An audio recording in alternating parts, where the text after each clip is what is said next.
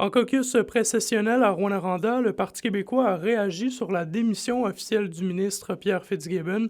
La formation politique a des craintes sur l'avancement de certains dossiers, notamment pour les projets de zones d'innovation minière. Les indications qu'on a recueillies hier sont à l'effet que c'est un dossier qui n'avance pas.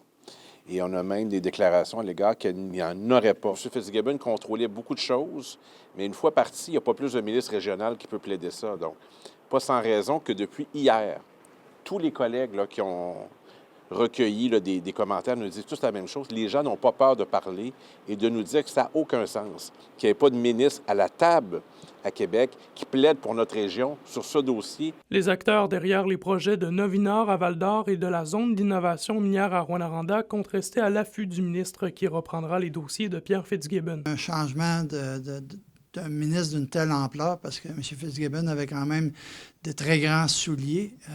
Remplacer la personne par une nouvelle personne qui va arriver avec sa propre identité, sa propre philosophie. Est-ce que les zones d'innovation vont être aussi prioritaires pour cette personne-là? Ça, c'est un peu inquiétant. On n'a pas de crainte. Moi, depuis le début que je travaille sur ce projet-là, j'ai confiance.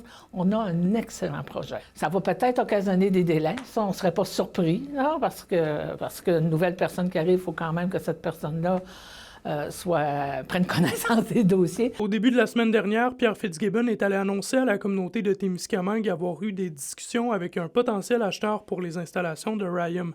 Pour la préfète de Témiscamingue, Claire Bolduc, le départ du politicien est une grande perte. Je déplore son départ étant donné tout l'appui qu'il avait accordé à la relance du complexe Rayum, du complexe industriel Rayum à Témiscamingue. Nous sommes déjà très bien soutenus, accompagnés par notre député, M. Daniel Bernard.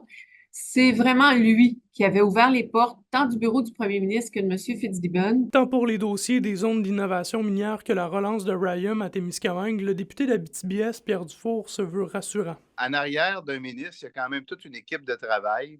Et il y a aussi des fois certains députés aussi qui ont des tâches. Il faut faire confiance à ces gens-là qui vont pouvoir prendre la relève et porter le dossier. Le premier ministre François Legault confirme que des ministres déjà en poste hériteront des responsabilités de Pierre Fitzgibbon et ils seront connus jeudi. André Audet, RNC Nouvelles, Rouyn-Noranda.